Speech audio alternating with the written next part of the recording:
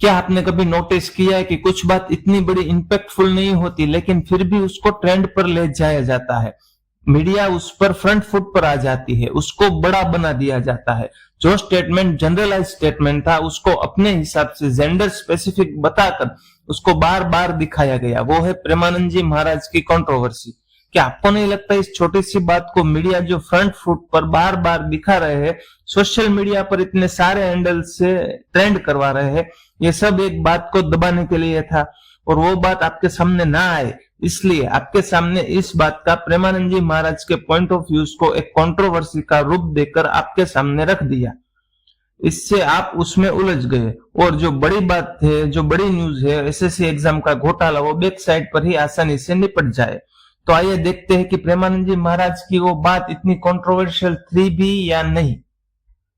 प्रेमानंद जी महाराज का एक video viral हुआ है आज के दिनों में, जो पूरा वीडियो है भी नहीं, वो सिर्फ एडिट करके सबके सामने रख दिया है।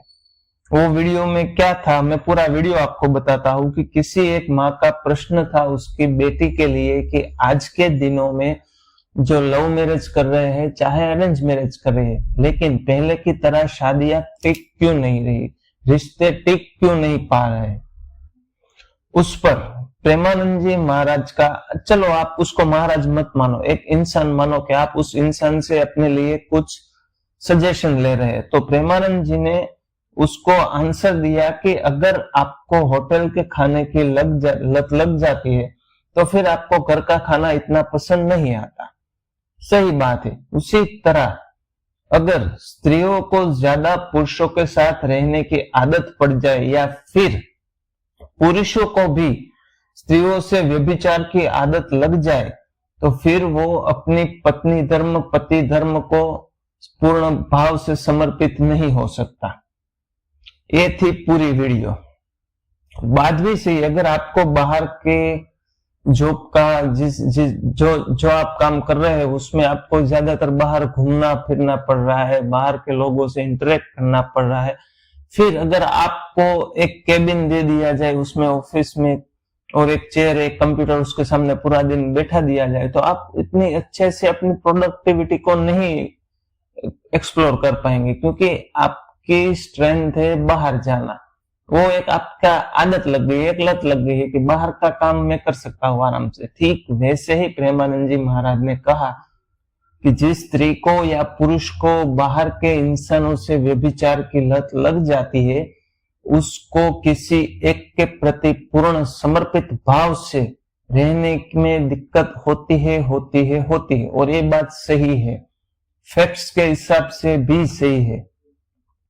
और इस बात को एडिट करके इसमें से पुरुषों वाला सेंटेंस हटा के सिर्फ स्त्रियों वाला सेंटेंस रख के सबके सामने रख दिया गया। इससे क्या हुआ कि सबको ऐसा लगा कि प्रेमानंद जी ने स्त्रियों के ऊपर एक स्टेटमेंट पास किया है। जहां पर सत्संग की बात होनी चाहिए वहां पर स्त्रियों के ऊपर कमेंट हो रही है। लेकिन एक बात एक तरह से आपके सामने रखी गई है, जो न्यूज चैनल्स जिसके पास उतना पूरा रिसोर्सेस होते हैं कि एक वॉर के फील्ड पे जाकर वो अपनी न्यूज कलेक्ट कर सकते हैं, आपको क्या लगता है कि वो एक पूरी क्लिप नहीं निकाल के दिखा सकते? यहां तक कि उन्होंने अपनी टीआरपी के लिए फीमेल कैरेक्टर को ट्रिगर करने के लिए इस एडिट की हुई क्लिप को सबके सामने रखा और सब लोग इस पे चले आए, बिना दिमाग अपना चलाए, गधों की तरह, किसी मूर्खों की तरह जो तुम्हें दिखाया गया है उसके ऊपर एज इट इज लेकर। अगर आपको एज इट इज लेना है तो प्रेमानंद जी महाराज ने तो कई बातें की, अधर्म का पैसा त्याग कर दो, परस्त्री गमन कर दो, धोखे से कमाना बंद कर दो, ब्रह्मचर्य को अपना लो, किसी की भी निंदा मत करो, मंदिर में जाओ तो बिल्कुल मौन रखो। आपने एज इट इज इसको तो कभी नहीं लिया, तो फिर जो एडिट की हुई क्लिप थी उसको एज इट इज लेकर उसके ऊपर अपने ओपिनियंस क्यों दे रहे हो? अब सभी पप्पा की प्रिय आ गई है कि जहां सत्संग होना चाहिए था वहां पे हम स्त्रियों के ऊपर कमेंट पास कर रहे हैं। बहन तुम्हारे ऊपर नहीं, उन्होंने जनरल न्यूट्रल एक स्टेटमेंट था कि औरत और मर्द दोनों के पॉइंट ऑफ व्यू से उन्होंने कहा था, सिर्फ तुम्हारी वजह से नहीं कहा था। और जिन लड़कियों ने पूरी वीडियो देखा वो भी प्रेमानंद जी के समर्थन में है कि उन्होंने जो कहा वो सही कहा है। लेकिन एक सो कॉल्ड फेमिनिस्ट अपने वेपन उठाकर चले आए कि वो तो वैरागी है, वो तो साधु संत है, वो उसको ऐसा नहीं बोलना चाहिए। उन्होंने कब बोला? तुम्हारे सामने एडिट की हुई क्लिप, और अगर एडिट की हुई है फिर भी देखो, आज इंडिया टॉप पे है एक्स्ट्रा मैरिटल अफेयर के ऊपर। ये फैक्ट है, इसमें कोई तुम्हारी या मेरी बात नहीं। एक्स्ट्रा मैरिटल अफेयर के ऊपर इंडिया आज टॉप पे चल रहा है। अगर पुरुषों को भी बोला है तो वो तो अब इसका विरोध नहीं कर रहे, तुम्हें क्यों इसका विरोध करना चाहिए? ठीक है, तो इस बात के ऊपर अब देखो, इसको कंट्रोवर्सी के रूप में आपके सामने क्यों लाया गया? ताकि आप जैसे गधे, आप जैसे मूर्ख इसके ऊपर ट्वीट करो, पोस्ट करो, स्टेटस डालो, सबको दिखाओ, इसका कंट्रोवर्सी बनाओ, इतनी बड़ी बनाओ कि पीछे जो एसएससी एग्जाम का घोटाला चल रहा है, 600 करोड़ का ईडी ने अब तक का कैलकुलेशन बिठा है, वो घोटाला तुम्हारे सामने ना आए। तो क्या इस पे ऐसा हम कह सकते हैं कि एक पब्लिक फिगर जो इतना जेन्युइनली सबको अपने भाव से, अपने एक भक्ति भाव के रंग में सबको रंग रहा है, एक अच्छी पथ प्रदर्शित कर रहा है, उसको लेकर उसकी कंट्रोवर्सी बना दो, सब लोग इसमें घुसे रहेंगे। पीछे जो एसएससी एग्जाम का हमारा घोटाला चल रहा है, क्योंकि उस घोटाले की वजह से अभी एसएससी टीम भी इसमें इन्वॉल्व हो रही है। हाईकोर्ट ने भी अपनी स्टेटमेंट दी है कि एसएससी की टीम भी इसमें शामिल है, इस घोटाले में। और इतनी बड़ी न्यूज तुम्हें नहीं पता है। अब देखो, सेंटर में तुम्हें उस वक्त नोटिफिकेशन मिले कि तुम्हारा सेंटर ये नहीं, तुम्हारा सेंटर ये है, जो तुम कभी वहां पर पहुंच नहीं सकते। डेस्कटॉप मॉनिटर करके उसकी एग्जाम दी जाती है। फिजिकल डिसेबिलिटी को फेक सर्टिफिकेट बताकर उनको एक्स्ट्रा टाइम, एक्स्ट्रा एक बेनिफिट मिल रहा है। ये पूरा घोटाला 600 करोड़, जो एक टीचर था उन्होंने एक्सप्लेन किया था, वो तो बोल रहे हैं कि 3 लाख करोड़ का है, लेकिन उनकी आवाज दबा दी गई है। और फिर भी ईडी ने 600 करोड़ का तो निकाल दिया। लास्ट मोमेंट पर सेंटर चेंज होना ये कोई आम बात नहीं है। इतने दिनों से, इतने सालों से मेहनत करने वाला स्टूडेंट लास्ट मोमेंट पर उसके एग्जाम के सेंटर तक पहुंच ना सके, उस वक्त तुम उसे नोटिफिकेशन देते हो कि तुम्हारा सेंटर ये है, तो क्या इसमें एसएससी टीम का इंक्लूड होना नहीं बनता है? और देखो, तुम्हें उनकी कंट्रोवर्सी में अपना पार्ट देना है तो पूरी वीडियो देख के तो दो। इतनी बड़ी न्यूज चल रही है, इंडियंस का फैक्ट है कि एक्स्ट्रा मैरिटल अफेयर में टॉप पर चल रहा है, फिर भी तुम्हें एक स्टेटमेंट, अगर तुम्हें इतनी ही कंट्रोवर्सी करनी है, इतने ही अपने ओपिनियंस देने हैं, तो यूट्यूब पे ढेरों ऐसी वीडियो मिलेंगी। सिर्फ गोल्ड डिगर लिख दो, स्पेसिफिक तुम जैसी गधियों के लिए जिन्होंने उनके खिलाफ ओपिनियंस दिए हैं बिना कुछ जाने सोचे समझे, सिर्फ उनके लिए। बाकी मैंने कई ऐसी वीडियोस भी देखी है जहां पे लड़कियां खुद इस बात का समर्थन कर रही है कि उन्होंने बोला है न्यूट्रल वे में, उन्होंने सिर्फ लड़कियां या फिर लड़कों को टारगेट नहीं किया है, और उनकी बातें कुछ हद तक सही भी है।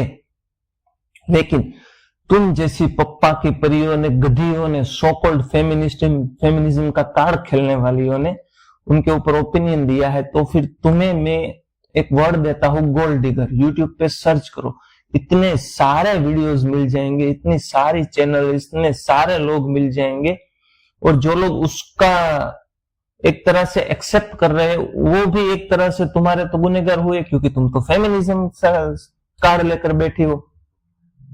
ठीक है, तो फिर उन सबके खिलाफ एफआईआर करो कि इन्होंने लड़कियों को गलत बताया। हाँ चलो, वो तो आज की बात है। चाणक्य नीति में भी कहा है कि पशु, मूर्ख और नारी दंड से ही सही चलते हैं। पूरा श्लोक है, मेरे पास अभी पूरा श्लोक नहीं है, लेकिन अगर तुम्हें इतनी ही दिक्कत है तो चाणक्य नीति में तो साफ साफ नारी को मूर्ख और पशु की कैटेगरी में रखकर बोला है कि वो दंड से ही सही चलते हैं। वहां क्यों तुम अपना विरोध नहीं दिखा रहे हो? दिखाओ, वहां भी दिखाओ, क्या करोगे तुम? अभी जो सोशल मीडिया, जो मीडिया हाउसेस फ्रंट फुट पे तुम्हें बार बार दिखा रहे, तो अपने दिमाग, जो मुझे तो नहीं लगता होगा, लेकिन जो भी थोड़ा सा भी है दूसरों के पास तो है, लेकिन तुम भी अपना दिमाग बनाओ, अपना दिमाग चलाओ और पूरी वीडियो को देखो। आप देखो, प्रेमानंद जी महाराज का विरोध अगर कोई करना चाहे, क्योंकि उन्होंने तुम्हारे और मेरे खिलाफ कुछ नहीं कहा, इसलिए हम नहीं कर सकते, लेकिन उसका विरोध कोई करना चाहे तो कौन कर सकता है? मेरे हिसाब से जो मुझे लगता है, उसका अगर विरोध करना चाहे तो कर सकते हैं शाक्त धर्म वाले, लेकिन वो विरोध नहीं कर सकते, वो असहमति दर्ज करवा सकते हैं। विरोध और असहमति, डिसएग्रीमेंट, इन दोनों को एक तरह से बीच में एक छोटी सी लाइन है जिसको एक रिस्पेक्ट बोलते हैं, उस रिस्पेक्ट के साथ डिसएग्रीमेंट दिया जा सकता है। और विरोध करना हो तो पूरी डिटेल देखो, विरोध में इसको कहा शाक्त धर्म वाले क्यों? क्योंकि प्रेमानंद महाराज जी बलि के खिलाफ है, बलि प्रथा के खिलाफ है। वो बलि मानते थे पहले के सतयुग में, त्रेता युग में, द्वापर में, कि जब राक्षस वृत्तियां, असुर वृत्तियां थी, एग्जिस्टेंस थी, और उसकी बलि से, उसके रक्तपान करने के लिए देवियों ने एक स्वरूप धारण किया था, उन बलि को प्रेमानंद जी महाराज मानते हैं। आजकल का तुम बकरे की बलि दे रहे हो उसको नहीं मानते। और शाक्त धर्म में कई देवी देवताओं को, मुस्लिम धर्म में हर जगह बलि की प्रथा है, तो प्रेमानंद जी महाराज उसको मानते नहीं है, उसका विरोध करते हैं ऐसी बात नहीं है, उसको नहीं मानते हैं, उसका समर्थन बलि प्रथा पे नहीं है। तो शाक्त धर्म वाले, उसकी शाक्त धर्म के भी आचार्य बड़े बड़े हैं, वो भी प्रेमानंद जी महाराज की रिस्पेक्ट करते हैं, वो भी कहते हैं कि उनकी बातें बहुत सही है, लेकिन कुछ बातें हैं जो हमारी मान्यताओं के अकॉर्डिंग प्रेमानंद जी महाराज की बात सही नहीं हो सकती, इसलिए हम उस बात को नहीं मानते, लेकिन वो रिस्पेक्ट के साथ ये बात बोलते हैं। ऐसा नहीं कि तुम्हारी तरह वो तो सत्संग कर रहे हैं, उसको क्या पता बलि क्या होती है, नहीं, वो सिर्फ मानते नहीं है, विथ रिस्पेक्ट वो कहते हैं। और चलो तुम्हें मैं कंट्रोवर्सी करने के लिए कुछ पॉइंट देता हूं। प्रेमानंद जी महाराज जब घर से भागे, तब उनको भाई जब उसके मिलने आए तो उसको वापस छोड़ दिया। फिर उसके पिताजी जब उसको मिलने आए तो प्रेमानंद जी महाराज, उसके बचपन में उसके पिता की इमेज, उसकी एक व्यक्तित्व प्रेमानंद जी महाराज के सामने एक कठोर व्यक्तित्व था। तो जब उसके पिताजी उनको लेने आए तो प्रेमानंद जी महाराज आंखें बंद करके बैठ गए।